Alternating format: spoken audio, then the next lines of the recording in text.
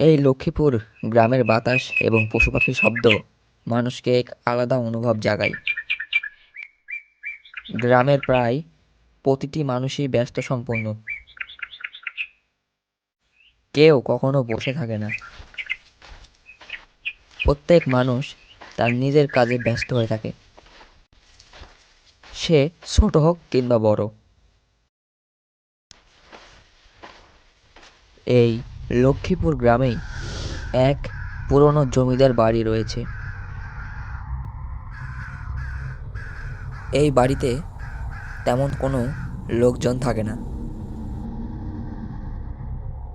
প্রত্যেকটা রুম একদম জনমানবহীন।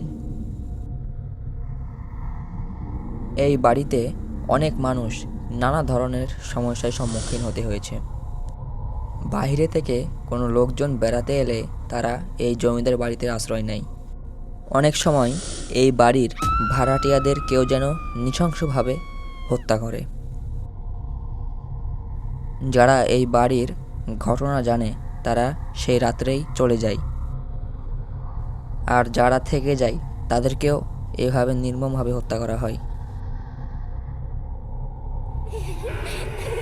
এই জমিদার বাড়ির এক গুপ্ত স্থানে একটি ডাইনিকে বন্দি করা আছে। প্রতি রাতেই এই ডাইনির চিৎকার মানুষ শুনতে পায়। যারাই এই ডাইনিকে দেখতে পায় তাকেই ডাইনি মেরে ফেলে।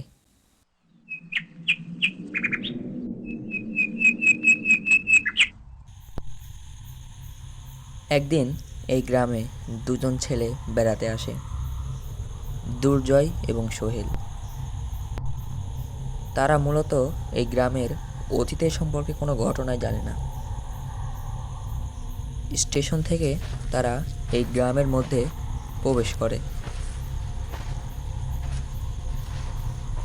আস্তে আস্তে তারা একটা বিষয় লক্ষ্য করে যে সন্ধে হতে না হতেই এই গ্রামে যেন এক ভয়ের ছাপ নেমে আসে। তো সোহেল এবং দুর্জয় সেই পুরানো জমিদার বাড়িতে যায়, কারণ তারা আসার আগেই এই জমিদার বাড়ির একটা রুম ভাড়া নেয়। হ্যাঁ হ্যাঁ চাচা, বলছি আমরা যে একটা রুম ভাড়া করেছিলাম সেটা কোথায়, আমাদের দেখিয়ে দেন তো। হ্যাঁ, অবশ্যই। এই কারণেই এত রাতে তোমাদেরকে সেই ঘরটা দেখানোর জন্য আসলাম। তা না হলে তা না হলে তা না হলে কি চাচা, আপনি কি বলতে চাচ্ছেন? সে চাচা তাদেরকে কিছুই বলে না। অবশেষে সোহেল এবং দুর্জয় খেয়ে দিয়ে ঘুমিয়ে পড়ে। ক্লান্ত শরীরে ঘুম যেন আঁকড়ে ধরেছে।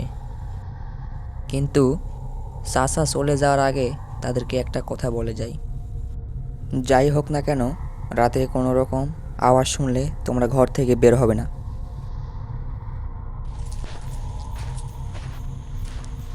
এই বলে চাচা জমিদার বাড়ি দরজা বন্ধ করে চলে আসে। জমিদার বাবু বেঁচে থাকতে তিনি তার সহকারী হিসেবে কাজ করতেন, কিন্তু তিনি আর এখন বেঁচে নেই। চাচা মাঝে মধ্যে এসে বাড়িঘর ঝাড়ু দেন।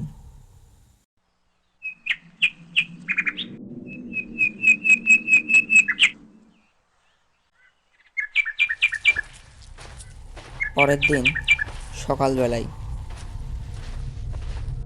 সোহেল এবং দুর্জয়ের ঘুম ভাঙে। রাত্রে তাদের সঙ্গে কোনো রকম ভৌতিক ঘটনা ঘটেনি। তারা দুজন সিদ্ধান্ত করে যে পুরো গ্রামটা ঘুরে দেখে আসব। কথা মতো তারা দুজন সকাল সকাল গ্রাম ঘোরার জন্য বের হয়। মিষ্টি রোদ এবং গ্রামের পশু পাখির শব্দ ও বাতাস তাদের শরীর এবং মন যেন জুড়িয়ে দিচ্ছিল। গ্রামের বন জঙ্গল, নদী নালা সব কিছু যেন সোহেল এবং দুর্জয়ের সাথে কথা বলার চেষ্টা করছিল। কিন্তু তারা এই গ্রামের এক বয়স্ক লোকের কাছ থেকে যা শুনতে পেল তা শুনে তারা রীতিমতোই অবাক। বাবা, তোমাদের তো চিনতে পারলাম না। তোমরা কি এই গ্রামে বেড়াতে এসেছো? হ্যাঁ হ্যাঁ চাচা, আমরা এই গ্রামে বেড়াতে এসেছি। কোথায়? জমিদার বাড়িতে। বলো কি বাবা, তোমরা কি সেই জমিদার বাড়ি সম্পর্কে কোনো কথা জানো না? সেখানে বেড়াতে আসা প্রতিটি মানুষকে একটি ডাইনি নৃশংসভাবে মেরে ফেলে। তারপরও তোমরা সেই বাড়িতে আছো? এসব জেনে আসতে হয় না? বলছেন কি চাচা? কই, আমাদের সাথে কালকে রাতে তো কোনো রকম ঘটনা ঘটেনি। সব কিছু তো ঠিকঠাকই মনে হচ্ছে। তাদের কথাবার্তা শেষ হলে তারা চলে আসে আর সেই জমিদার বাড়ির সেই চাচাকে তারা সমস্ত ঘটনা খুলে বলে।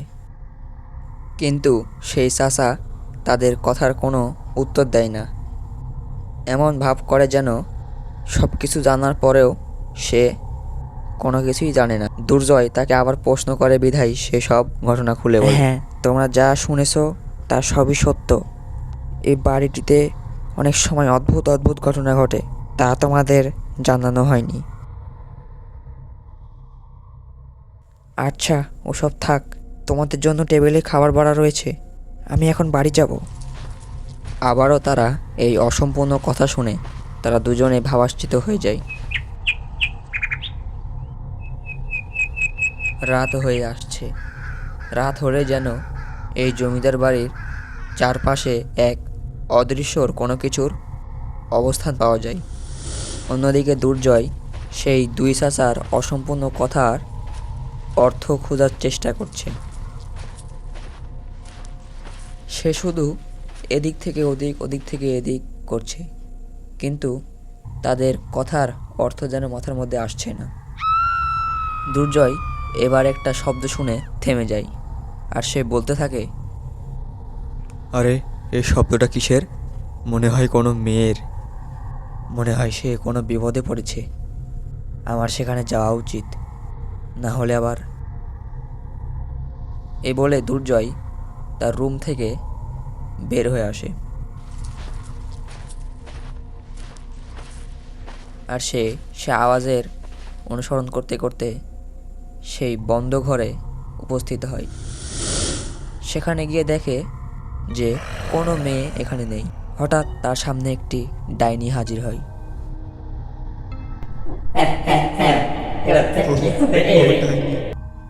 ভাই, ভাই সোহেল, আমাকে বাঁচা, বাঁচা ভাই, আমাকে বাঁচা। তা না হলে আমাকে সেই মেরে ফেলবে। তোকে তো আজ মেরেই ছাড়বো।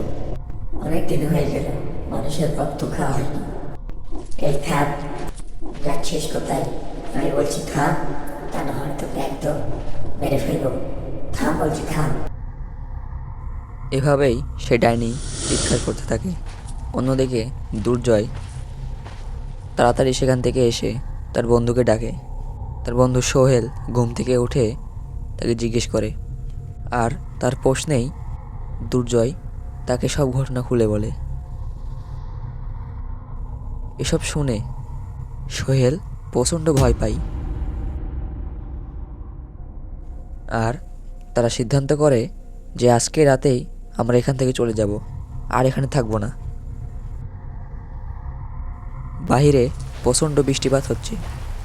এই বৃষ্টিপাতের মধ্যেই তারা বেরিয়ে পড়েছে। অন্যদিকে সে ডাইনি ছাদ থেকে তাদের দিকে তাকিয়ে তাকিয়ে হাসছে।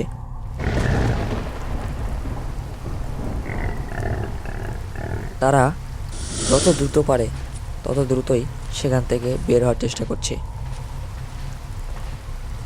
কিন্তু মুষলধারে এই বৃষ্টি এবং তীব্র বজ্রপাতের কারণে তারা একটু ভয় ভয় করছে। অন্যদিকে সে ডাইনি এখনও সেই ছাদেই আছে। আর তারপর থেকে এই বাড়িতে লোকজন তেমন আসে না। গল্প ভালো লাগলে আমাদের চ্যানেলটিকে সাবস্ক্রাইব করবেন।